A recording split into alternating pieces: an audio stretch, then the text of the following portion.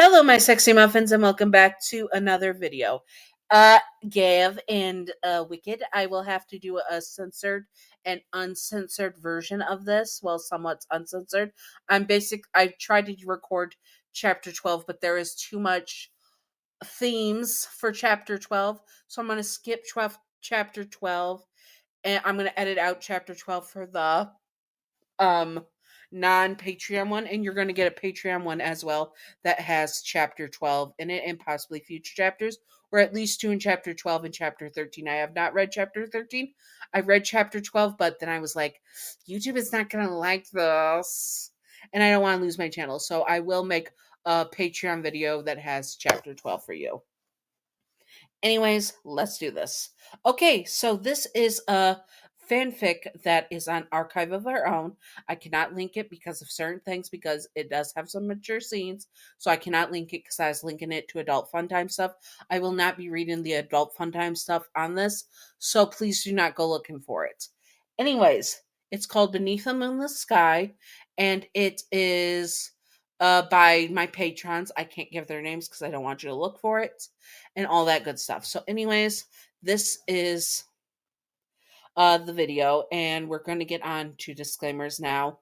Disclaimer number 1.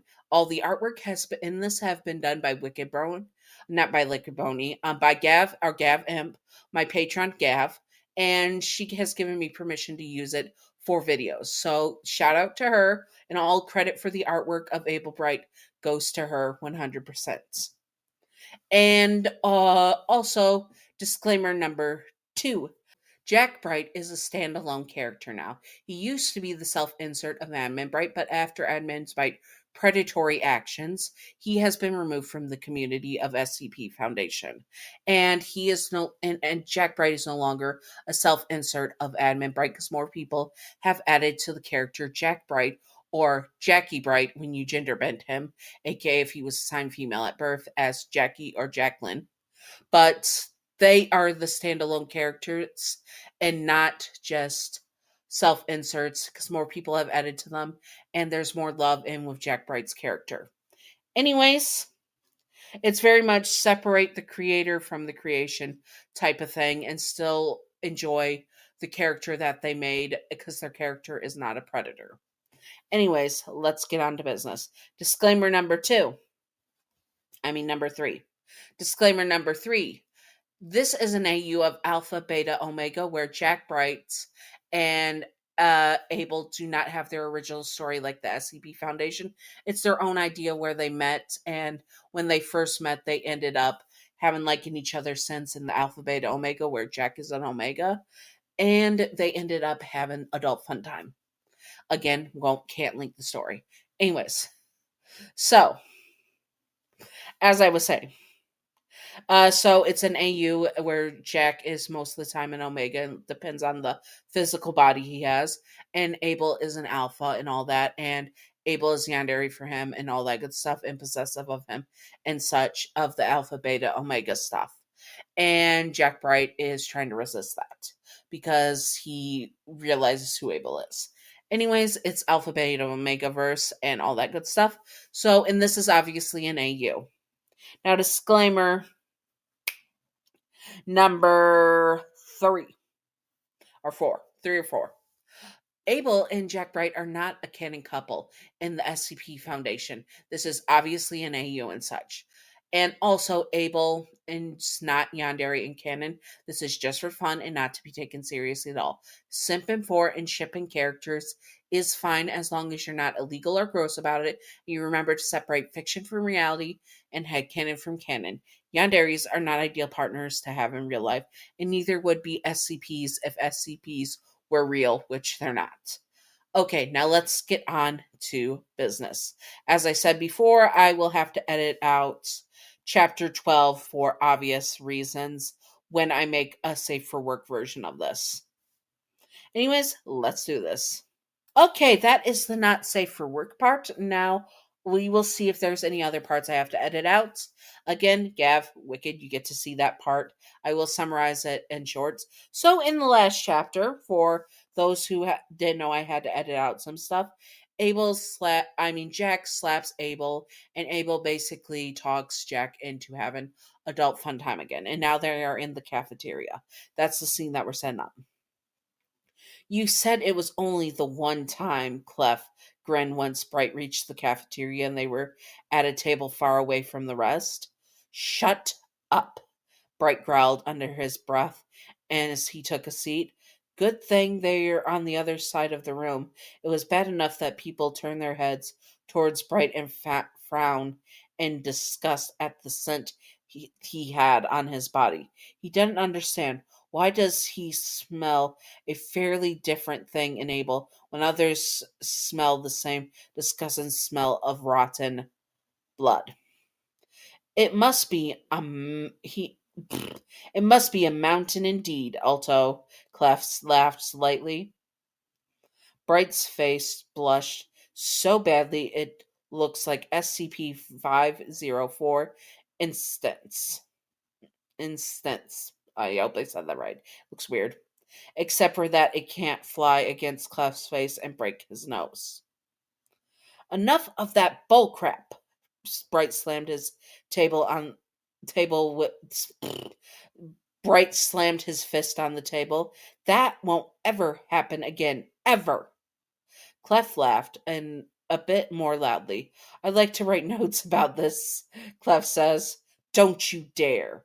Well, be glad that Omega 7 had left the building when SCP-076-2 looked at high spirits, though people had noticed a smell on him as he walked down the hallway. If I were you, I must avoid those people to identify that smell as yours. Frickin' hell. Put Jack puts both hands and puts his face in both of his hands. What has happened to me? I wasn't punished enough. First, an immortality I didn't ask for, and now this? What I don't understand is why. Why what? Why did I get a different scent from Abel while you and the rest agreed that he smells terrible? What's causing this change? Clef arched a brow. Well, you could ask TJ for more information. Oh, no. No way am I asking TJ for information. You know, for now, I was lucky that neither of my other siblings have called me, or even worse, called for a code brown. How in the heck am I going to explain this? Oh, well, if this happens again, it won't happen again, Jack says firmly. Clef shakes his head. Something tells me that this won't be the last time. If it happens again, eventually you'll have to ask and tell the truth. No, Michael and Claire will unalive me. Basically, they can't since you're immortal, Clef starts. It's figuratively speaking, but still, they won't be happy, Jack says. Then Clef, still smiling, stood up. Well, sorry, I have work to do. What are you going to? No worries. It's not about you. I have to speak to Iris. I was told Omega 7 is considered recruiting her for the team. Honestly, they're insane. Iris is a teenager, and now she's going to work with that sociopath. Sometimes I don't understand the Foundation's logic. Mary won't like that. She's so close to Iris. I know. Let's hope Iris will be okay. She's a beta. Somehow she'll keep 076 away. Alto Clef says, and Jack nods his head. Anyways, that is chapter 12 and 13, and for your YouTube, it's just chapter 13.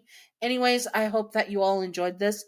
If you would like to see more, comment below what you would like to see, and I will do my best to do it. And if you want to see more SCP Foundation stuff, comment below. I would love to do it because I love SCP Foundation. And I got stuff on the list for the SCP Foundation that I gotta do, but I can't do any more requests except for Patreon requests because they pay for the requests, obviously. But I cannot do any more requests at this current time during February because February is filled up to the brim with what I got to do, way over more than I would usually do. So, sorry. And there will be more Has Been No Tell, and also me tackling the to-do list that is 2 years old at this point for some of the to-do list. at some points. Keep an eye on a community page for that. And now, Patreon outro. Thank you, Gav, for being the one to request this and being the one to let me use the art. I appreciate you, and thank you for being my first patron. Thank you, Gav. And thank you, Wicked Brony, for being my second patron and also the co-author of this story. I appreciate you as well.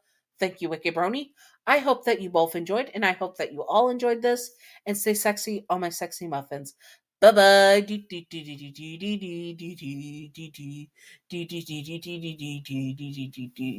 Secret outro time, secret outro time, secret outro time, secret outro. Okay, so secret outro of the day is, what is your favorite color? I know, random one.